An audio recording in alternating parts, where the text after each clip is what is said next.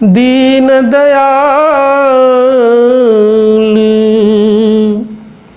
बिरद समभारी,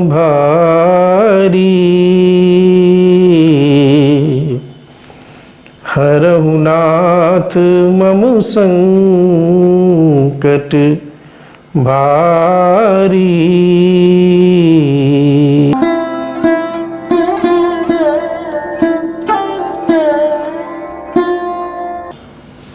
सभी को प्रणाम। सत्य सनातन की जय।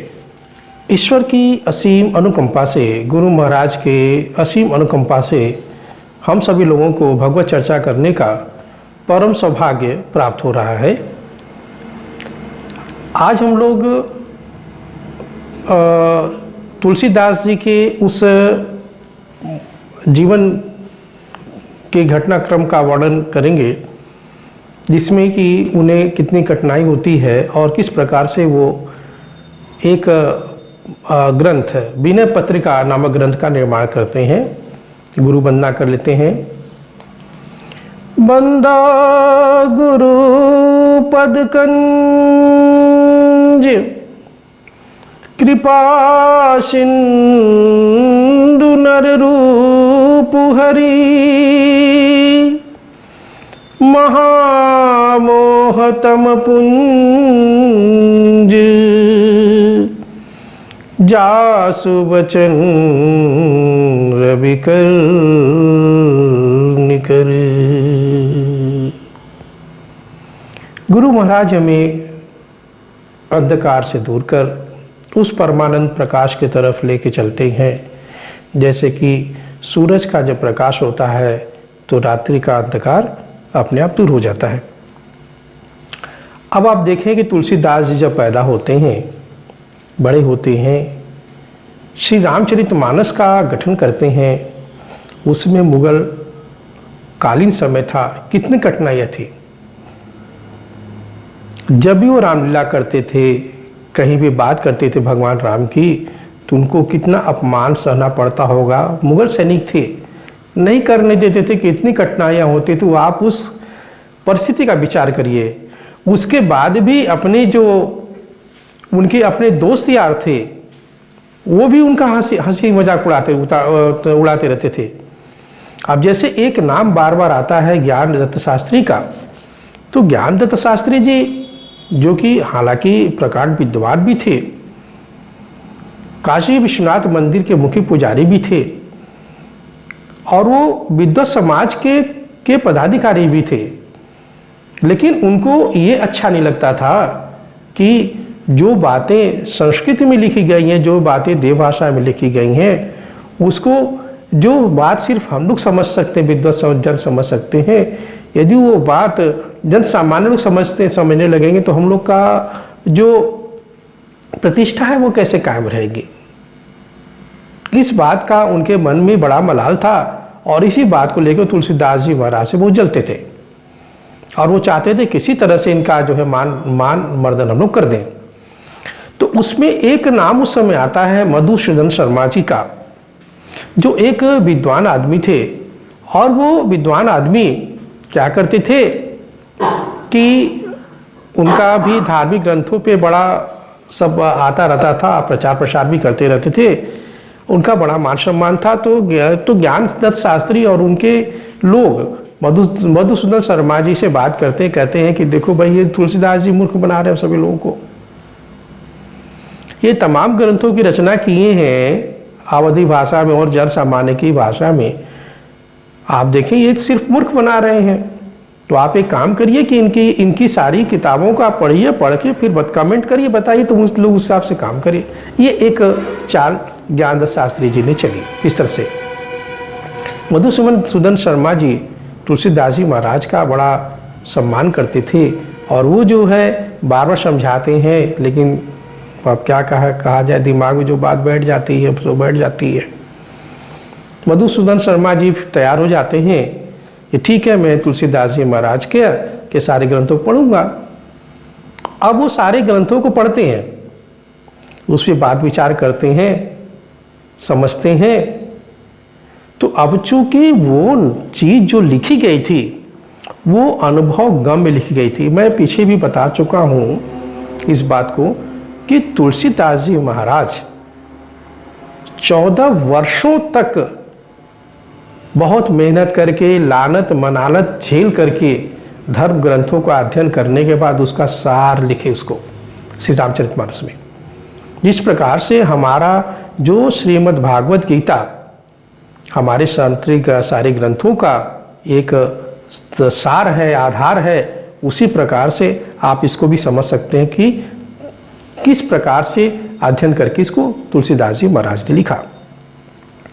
जब वो पढ़ते हैं मधुसूदन शर्मा जी सारे ग्रंथों को, फिर वो सब लोग ये सोचते हैं कि मधुसूदन शर्मा जी तो हम लोग के पक्ष के हैं, कुछ कुछ बात बोलेंगे, लेकिन तुलसीदास जी महाराज को देख के वो कहते हैं, उनके बारे में कमेंट करते हैं, अद्भुत, अकल्पनीय, ऐसा कभी नहीं सोचा था, ऐसा कभी नहीं देखा था, ये कह के उनकी प्रशंसा करते हैं। कहते हैं कि नहीं, जो लिखा है वो सही लिखा है, अच्छा लिखा है, और सामान्य के लिए बहुत सुंदर चीज लिखा है। अब ज्ञानदत्त शास्त्री जी एक कुटिल चाल और चलते हैं। अब वो कहते हैं कि ठीक है, आप सभी लोग यदि कहते हैं, तुलसीदास जी महाराज स्वयं कहते हैं कि ये रामचरितमानस सभी ग्रंथों का निचोड़ है, सार है, लिखा गया है, तो अभी नहीं सिद्ध करना पड़ेगा कि ये इनका जो बुक है, किताब है, ग्रंथ है, वो सभी ग्रंथों से अच्छा है।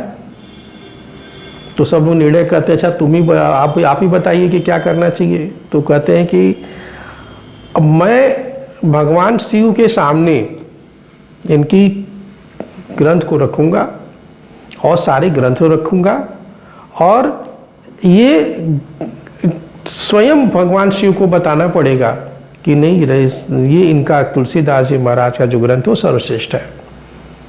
फिर रास्ता निकाला जाता है कि क्या होगा, कैसे होगा। तो जब रास्ता निकालते हैं तो ये होता है कि ठीक है, हम लोग रात के समय सारे ग्रंथ रखेंगे और उस ग्रंथों के नीचे श्री रामचरितमानस को रख देंगे। अब तुलसीदास जी महाराज ये लोग एक और थोड़ा सा बात उल्टा कर देते, कहते हैं कि तुलसीदास जी महाराज बार बार कहते हैं कि जो करेंगे प्रभु राम करेंगे, जो करेंगे प्रभु हनुमान जी करेंगे, जो करेंगे भगवान शिव करेंगे। तो क्या इन्होंने किसको इनको देखा है कि या सिर्फ यही इसी तरीके की बातचीत करते रहते बार बार। अब ये बात तो तुलसीदास जी इस चैलेंज को स्वीकार कर लेते हैं, कहते हैं अच्छा ठीक है भाई, यदि भगवान की यही इच्छा है। अब तुलसीदास जी के शिष्य लोग पूछते हैं कि आप इस तरह का चैलेंज क्यों ले रहे हैं? अरे भगवान थोड़ी आएंगे आपका वो उस पर हस्ताक्षर करने, लिखने उखने की, नहीं आपका ग्रंथ सबसे अच्छा है। तुलसीदास जी महाराज कहते हैं कि नहीं, आप विश्वास मानिए कि भगवान को ही आना पड़ेगा और मेरे प्रभु श्री राम उस चीज को करेंगे, भक्त शिरोमणि हनुमान जी उस चीज को करेंगे, कि आप मत घबराइए। तो होता ये है कि तुलसीदास जी महाराज की रचना श्री रामचरितमानस सबसे नीचे रख दी जाती है, बाकी ग्रंथ उसके ऊपर रखे जाते हैं। और स्वयं ज्ञानदत्त शास्त्री जी कहते हैं कि मैं दरवाजा बंद करके दरवाजे के बाहर खड़ा रहूंगा, ना ही किसी को अंदर जाने दूंगा, अब मैं ही रात भर रहूंगा। फिर तो अब ये काम तो हो गया। रात में 8 बजे 9 बजे के आसपास में ज्ञानदत्त शास्त्री एंड मंडली वहाँ पे बैठ जाती है कि नहीं, कोई अंदर नहीं जाएगा। अब यहाँ तुलसीदास जी महाराज जाने लगते हैं तो ज्ञानदत्त शास्त्री और पार्टी जो है वो हंसने लगती है कि देखो पहले भाग रही है। लेकिन तुलसीदास जी महाराज जी कहीं नहीं जाते हैं, एक वृक्ष के नीचे बैठ जाते हैं वहाँ पे, और बैठ करके एक ग्रंथ की रचना करने लगते हैं। कहते हैं ठीक है, प्रभु का जो इच्छा होगी सो करेंगे ही। कहते हैं, क्या कहते हैं पहले, गाइए गणपति जगबंदन, गाइए गणपति जगबंदन, शंकर सुवन भवानी नंदन, शंकर सुवन भवानी नंदन, गाइए गणपति जगबंदन। सिद्धि सदन गज बदन विनायक, सिद्धि सदन गज बदन विनायक, कृपा सिंधु सुंदर सब लायक, गाइए गणपति जगबंदन, गाइए गणपति जगबंदन।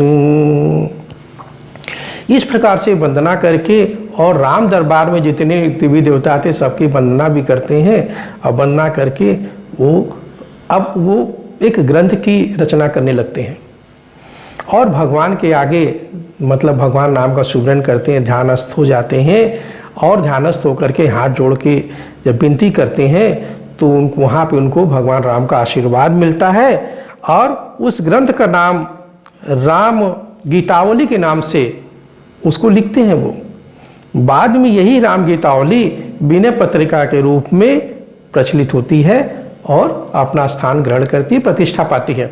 अब यहाँ देखिए दूसरी तरफ, अभी रात भर में उन्होंने भगवान के नाम के प्रभाव से इस ग्रंथ की रचना तो कर दी। अब वहां पे अब ज्ञानदत्त शास्त्री बड़ा प्रसन्न है कि चलो आज इनके मान मर्यादा भंग हो जाएगी, मान मर्दन हो जाएगा और जो ये कहते हैं वो चीज खत्म हो जाएगी। अब वो बड़ा आश्चर्य की बात कि सुबह जब ये खुलता है, दरवाजा खुलता है, सबके सामने खोला जाता है तो देखा जाता है कि श्री रामचरितमानस उन सभी ग्रंथों के ऊपर स्थापित हो जाती है और सारे ग्रंथ उसके नीचे हो जाते हैं।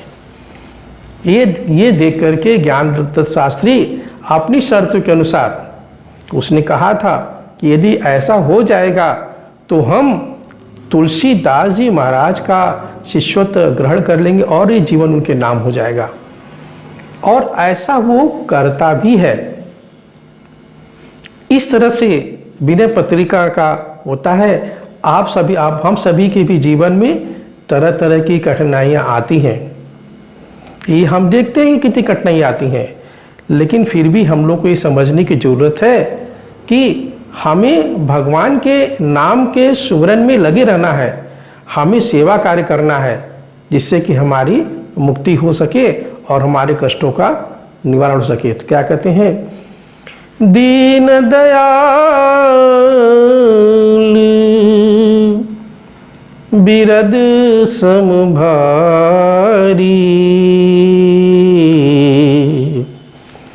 हरहु नाथ मम संकट भारी। जय श्री राम।